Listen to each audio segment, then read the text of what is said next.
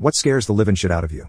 Being stalked. Was violently assaulted. Spent 7 years on trial. Won all 3 trials. Only to have it start again with 2 new stalkers. I'm scared. I just did my will. I'm an empath. People are drawn to me. I try to just do my best. Hide my car at work. Bark at the neighbors when I get home. I hate it. I feel like I will be murdered. I'm very grateful for my life. And try to live my life to the fullest and accept what is happening to me. Nobody understands or listens or helps. I'm grateful for life. I hope it will stop. Nothing. The death of my dog, the soul I loved most, in all of time, and being left by my best friend, soulmate, and love of my life, both in the last 11 months, were the only things I was terrified of. There could be a 10-foot venomous spider made out of razor blades perched above me on my bed right now and I wouldn't bat an eyelash. When the worst has already happened, what else is there to be scared of?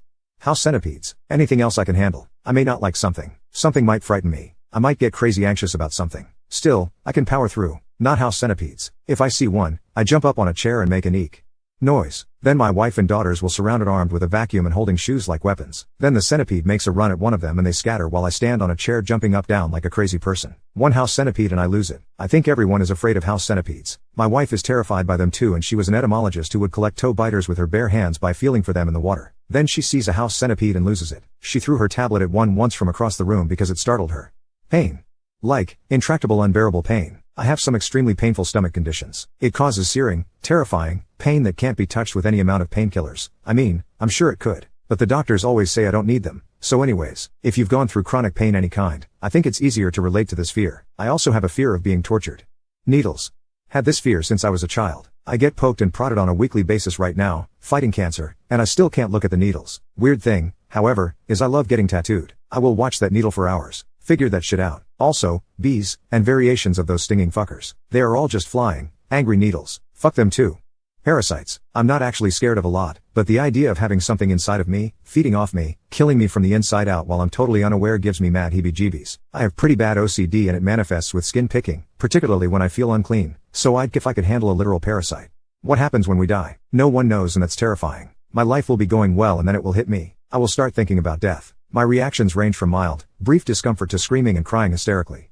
Then I'm starting to be unsure how much I can properly trust my own brain. I don't seem to think quite as clearly as I used to, and there's some big things going on there that I can't tell is just me being an asshole to myself as usual with depression etc., or if I need to make drastic life changes. Making people uncomfortable or coming off as rude or creepy. I go as far as actively avoiding social interaction with people because of this. It's not good and I'm trying to work on it, but honestly I don't know how to actually fix it. That my daughter still keeps her wonderful personality while she grows up. She has alopecia and her going to high school scares the absolute shit out of me. I don't want her to lose her joy for the world. The feeling of someone standing behind you while you are alone in your apartment playing some video games at night. Nothing there once you turn, but the feeling stays.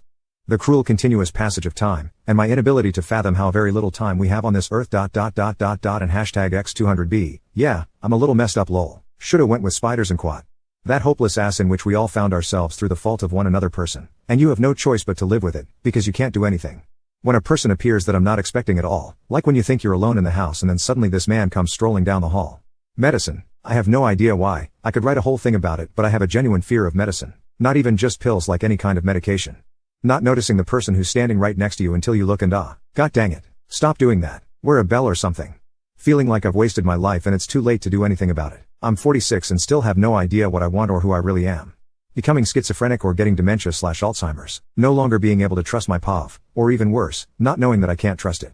Crocodiles. I have an irrational fear of crocodiles even though I live in a country where it's near impossible to see one in the nature. Jail. 10 hours in intake was enough for me. Even with a TV playing it was still hell. Do not commit crimes, people, it's not worth it.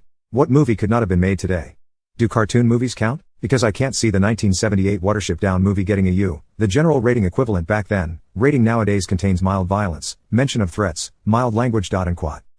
Okay, NSFW. https://u2.b/jdqxcbhcmpk. The nerds are getting even. Since we're still quite close to the American Pie era, the panty raid and even electronic peeping hijinks might get away with it. The stereotypes of homosexual people and Asians may also exist because they are so absurdly exaggerated. But it wouldn't be okay for Lewis to impersonate Betty's lover and then sexually abuse her, with Betty subsequently forgiving him because he was so great. And quat. When I was around 11 or 12, I watched it on film and thought, that's just not right. And quat. Since then, the directors have publicly admitted that they also regret the scene.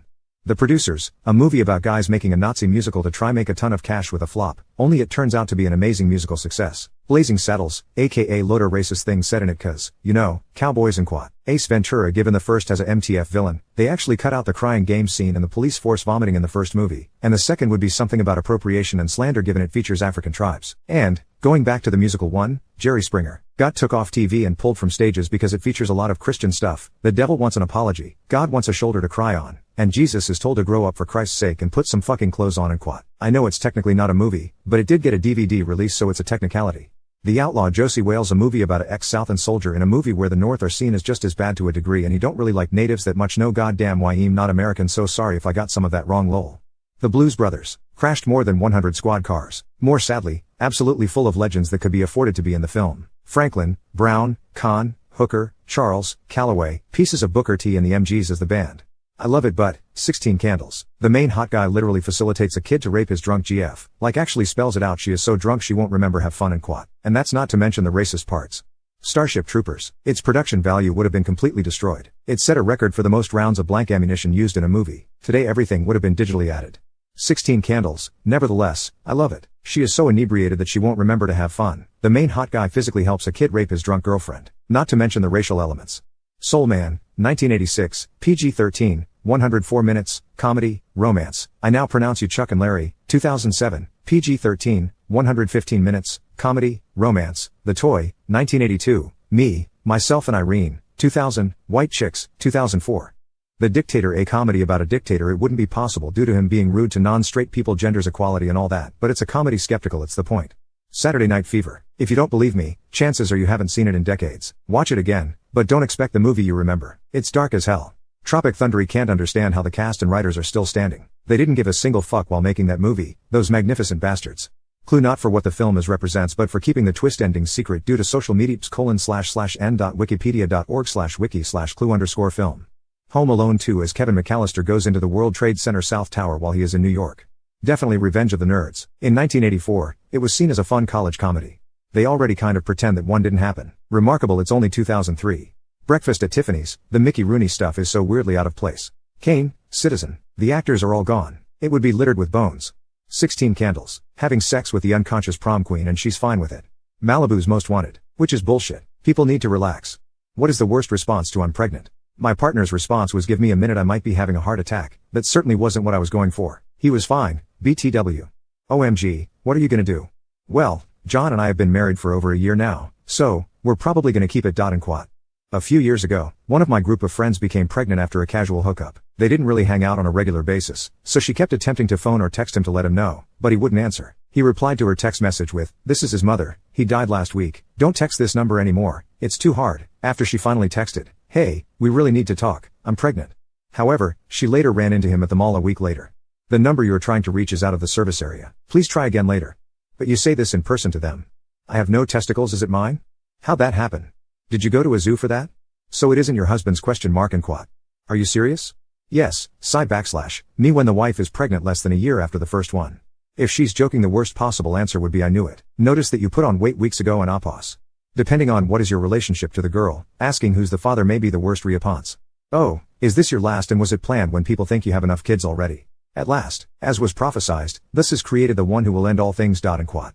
The worst response is just a long of a pause before actually responding. Nice.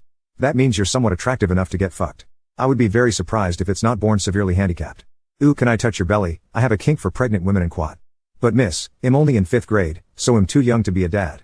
You're going to have to take care of that thing forever. When Maury Povich tell you that you are the father. Hi, I'm pregnant, I'm dad. What do you mean no? So how will I say this nice? Well, we have AIDS. Then buy yourself an abortion, you egg-laying maniac.